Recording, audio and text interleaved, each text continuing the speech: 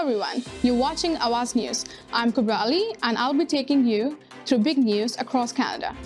Police release image of teen boy suspected in fatal Toronto shooting on school grounds. Fog advisory in effect for Toronto. Liberals to propose corporate stock buyback tax in fall economic statement source. 2 men face more than 24 charges after shots fired during carjacking in Scarborough. Trudeau weighs options as NDP calls for action on food use of notwithstanding clause. Several youths hospitalized after consuming suspected drugs in Waterloo, police say. SIU investigating after officer involved shooting leaves man critically injured in Woodbridge. Those were the headlines, and now let's jump right into the details. Waterloo police are urging anyone who purchased or received unregulated drugs do not consume them after several young people were taken to hospital. In a tweet posted late Wednesday afternoon, Waterloo Regional Police Service said they have responded to reports of youths experiencing symptoms after consuming suspected drugs near University Avenue and Fisher-Hallman Road. Details about condition of patients were also not immediately available. It is also unclear how many people were taken to the hospital. Toronto Police Service has released an image of a teen boy who allegedly shot 2 other teenagers, killing one in front of public school Monday afternoon. Police responded to Woburn Collegiate Institute on Ellesmere Road, just east of Markham Road, at around 3:20 p.m. Monday. According to police, the victim, later identified as 18-year-old Jefferson Peter Shadley Guerrier, was shot in front of school. He was rushed to hospital where he was later pronounced dead. Following the shooting, a 15-year-old boy attended a nearby hospital with gunshot wounds. He is now in stable condition. In a letter sent to students and their families Tuesday, the principal of Lester B. Pearson Collegiate Institute identified Guerrier as former student at that school. We know that you will join us in expressing our deepest condolences to Jefferson's grieving family, friends, and former teachers and classmates, Principal Anthony Hack wrote in the letter. On Wednesday, investigators identified a suspect in the incident as 17-year-old Mustafa Kadam of Toronto. He is wanted for second-degree murder and should be considered armed and dangerous, police say. 2 men have been arrested after shots were fired during a carjacking in Scarborough on Tuesday night. Toronto police said they were called to the area of Lawrence Avenue East and Kingston Road for the vehicle theft. According to police, the driver was outside his parked vehicle with a friend when a blue Mercedes-Benz arrived and stopped near them. 2 men got out of the Mercedes, approached the driver and demanded him to hand over his watch, police said. One of the men then allegedly brandished a handgun, demanding the driver's vehicle keys. Police said the man shortly fired the gun toward the ground, prompting the driver to immediately give his watch and keys. The man with the gun took the keys and drove the victim's vehicle away while the other returned to the Mercedes and fled the area, police said. Officers responded and later tracked the stolen vehicle and the Mercedes nearby. Police said they followed both vehicles, but the Mercedes got away. Meanwhile, the stolen vehicle later came to a stop and 2 men got out and fled on foot. However, officers chased them and one of the men was shortly taken into custody. The other man was later arrested following a subsequent search of the area. On Wednesday, police identified the suspects as 33-year-old Brandon Ryan Daniels of Pickering and 19-year-old Hamza Sajid of Brampton. Daniels is facing 10 charges, including robbery with a firearm, discharge of firearm with intent, and unauthorized possession of a firearm.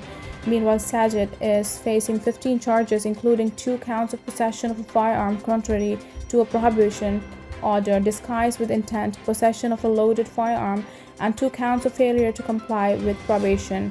They appeared in a Scarborough court on Wednesday morning.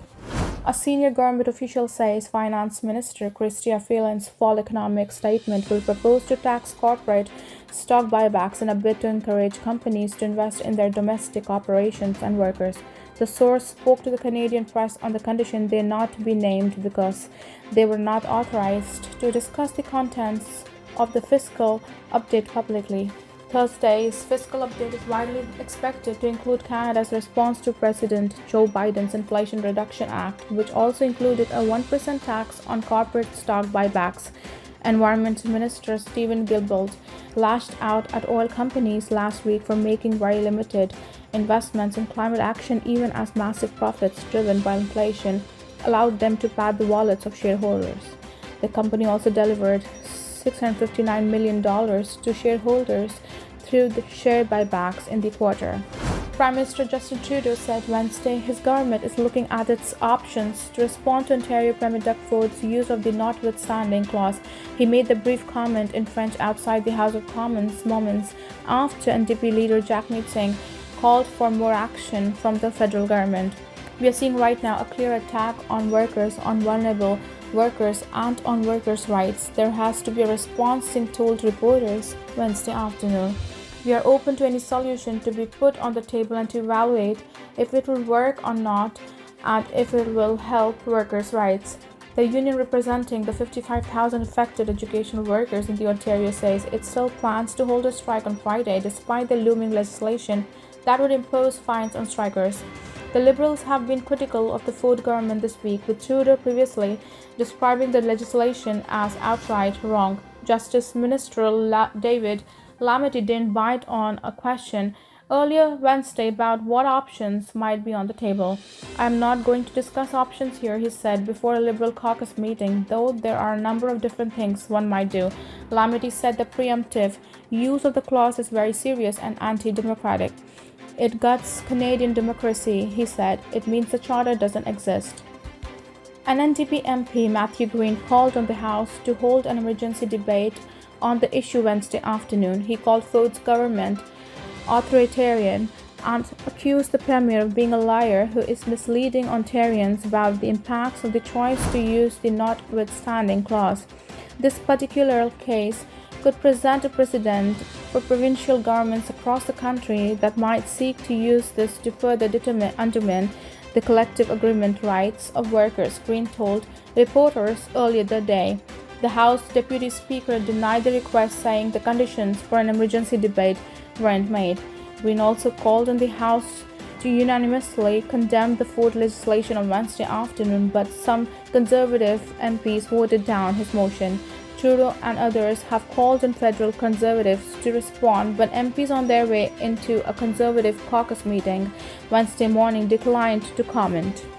Ontario's Education Minister has suggested that there won't be much movement at the bargaining table this week and insisted that any new offer from the union must include cancelling the strike. Opposition, stop attacking and going after our students, stop going after our parents.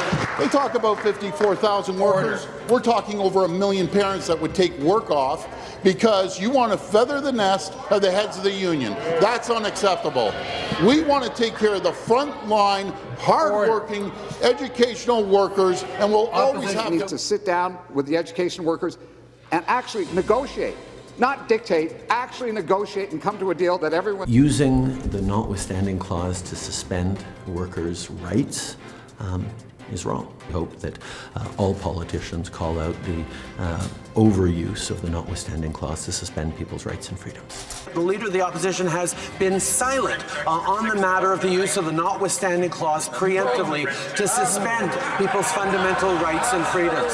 No one has done more to attack workers' rights than the Prime Minister, who eats up their paychecks with 40-year highs in inflation.